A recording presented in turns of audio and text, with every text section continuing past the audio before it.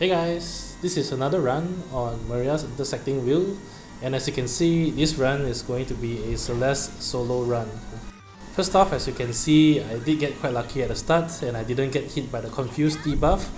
In case you're not aware, when the boss uses Confuse, the Confuse debuff only has a 50% chance to land.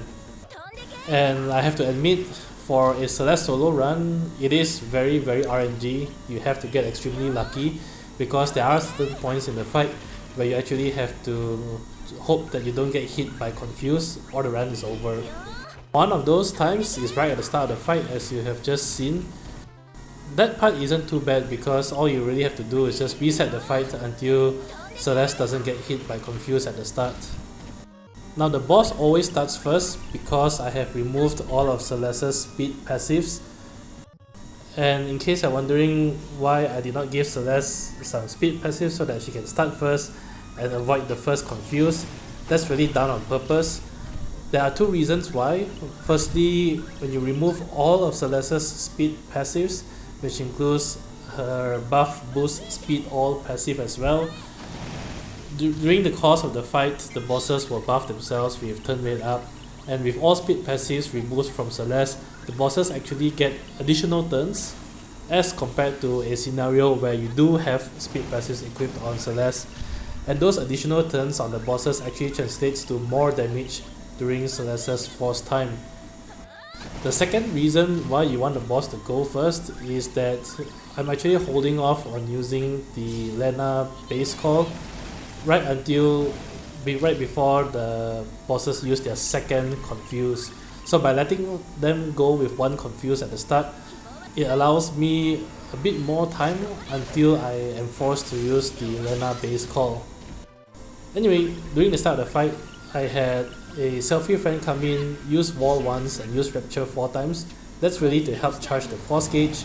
And then on Celeste's turn, when she comes back in, I spam Shine Age, and then I go into burst mode 2 turns before the bosses gets their next turn. And this is very important, you want to make sure that Celes gets 1 turn after her BT mode. Now there are 2 options for call abilities, and it depends on what part of the RNG you want to rely on. I used a Lenna base call. Lenna base call will give Celes 4 turns of full debuff immunity, but it lasts only 4 turns, so once that buff wears off, you are then forced to hope that Confuse doesn't land. Another option is to use a Selphie base call. Selphie base call gives a longer buff, which is 6 turns of wall as opposed to Lenna's 4 turns. However, the wall buff is not a full debuff immunity. It's only about 80% debuff evasion, and since Confuse has a 50% chance to land, that means that even with wall, every time the boss uses Confuse, there's a 10% chance you get hit by Confuse. So it really depends what trade-off you want, either a 4 turn 100% debuff immunity or a 6 turn 90% debuff immunity. So this is where I go into Lenna's base call, because at the next turn that the bosses get, they will start to use Confuse again, and you want to make sure that you at least have debuff immunity there. This part of the fight where you are immune to debuffs is pretty smooth. All you want to do is try to maximize damage. Try to always use Celeste's EX when it is up. Very importantly, you need to keep an eye on Lenna's buff. When it is only 1 turn remaining, you do want to make sure you use LD on that turn, even if EX is up. And the reason for that is you want to refresh her LD traps right before your debuff immunity wears off, so that in case if you do get hit by Confuse, your traps will at least last a considerable amount of time.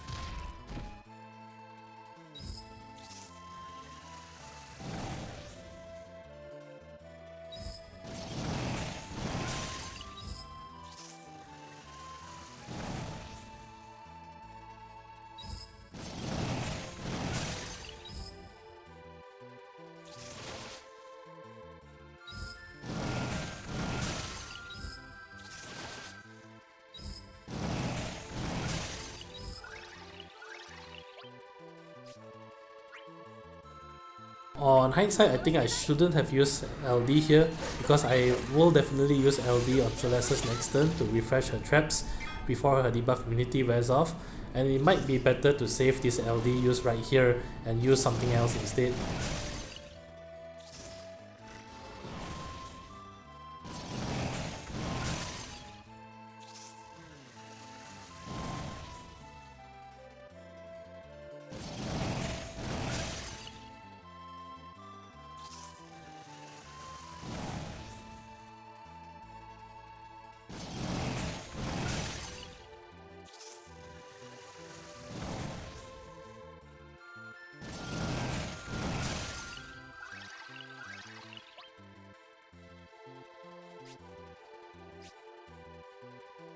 So this is my last turn of debuff immunity, and as I mentioned, it's important to refresh Celeste's LD traps so that they last a full 8 turns just in case you get hit by Confuse. And this part of the fight is where you are susceptible to Confuse, and if you do get hit by one Confuse here, it's not the end of the run. What you want to try to hope for is that Confuse wears off before the end of your force time, because what you want to do is to get one turn in to pop summon at one turn of force time remaining. And this is why you want to refresh Celeste's LD traps before her debuff immunity wears off. At least this part of the fight, her LD traps is still doing damage, even though Celeste is forced to use her generic HP attack on her turn. It's not too bad.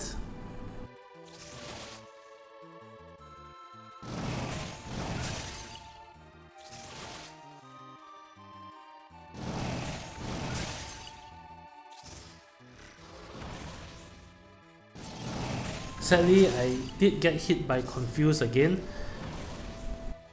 At this point, it's still not yet a run ender because there's 3 turns of force time remaining and Confuse lasts for 2 turns. Like I said, the one key point where you don't want to be confused is on the final turn of force.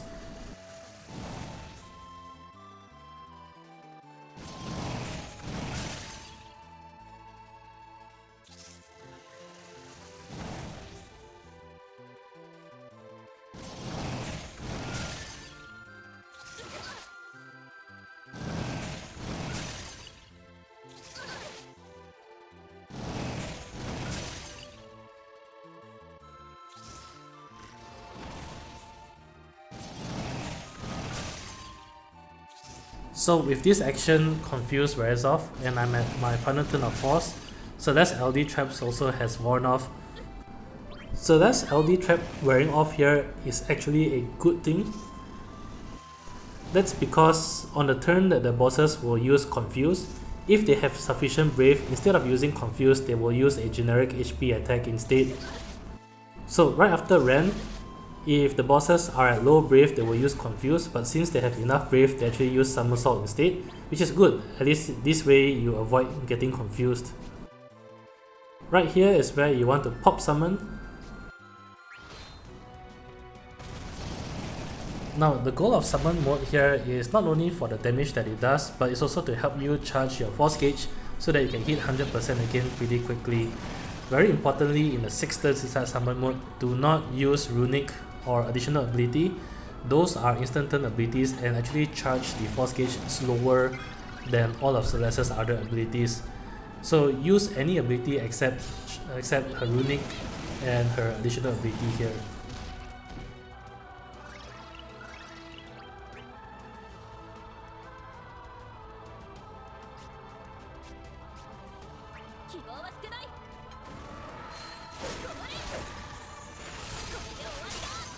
At this point, if you do pass by the 29% HP threshold inside summon mode, you want to make sure that you use Celeste's LD to apply her traps, because the boss will warp their turns after summon mode.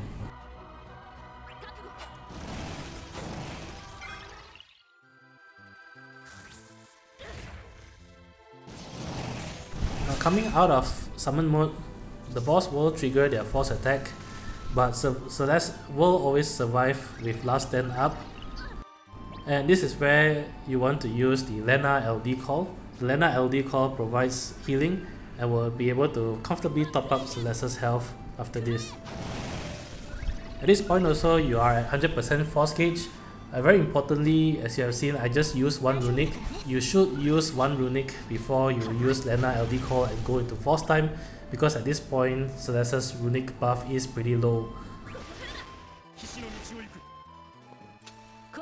If you've managed to make it this far, at this point there's only one more time where you have to hope that Confuse doesn't land, which is near the end of Celeste's force time, because you do want to get some turns in so that you can finish off the boss.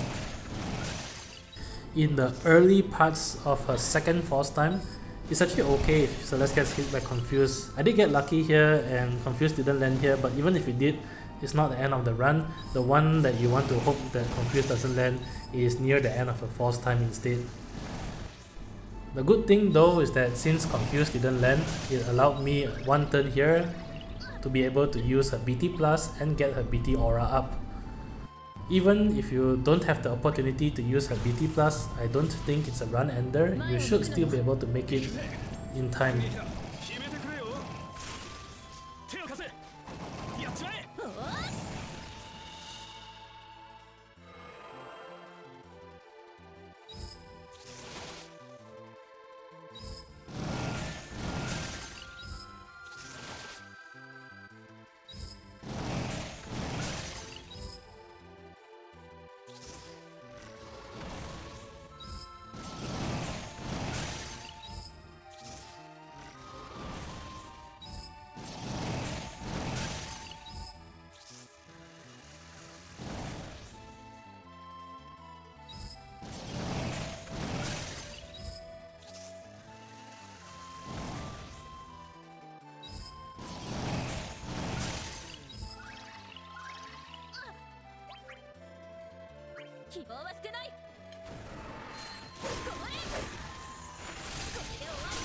So this is Celeste's final LD, which is really just nice because right after this, the next opportunity you get with Celeste, you actually just want to spam runic and kill off the bosses.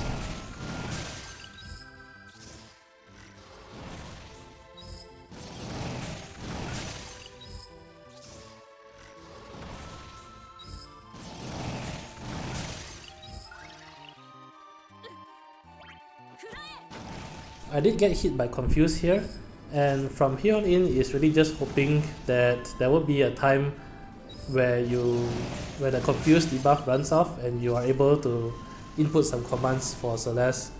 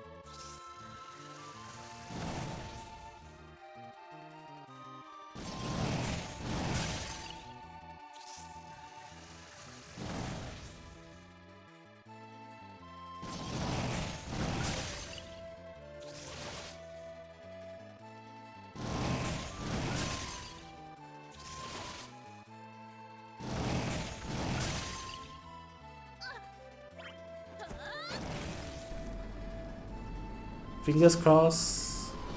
Okay, no Confuse. And there's just one more in the next boss. Fingers crossed again.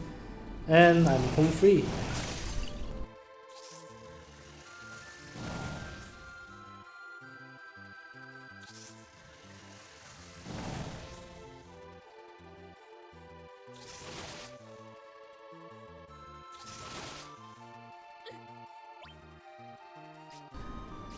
So here all you have to do is spam runic at 99% force bonus percentage.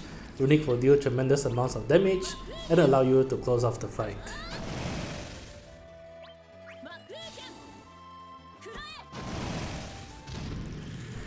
I hope the video has been helpful, and if you enjoyed the content, do leave a like, comment or subscribe. It really helps a lot. Till then, I'll see you guys in the next Shinryu fight. Bye!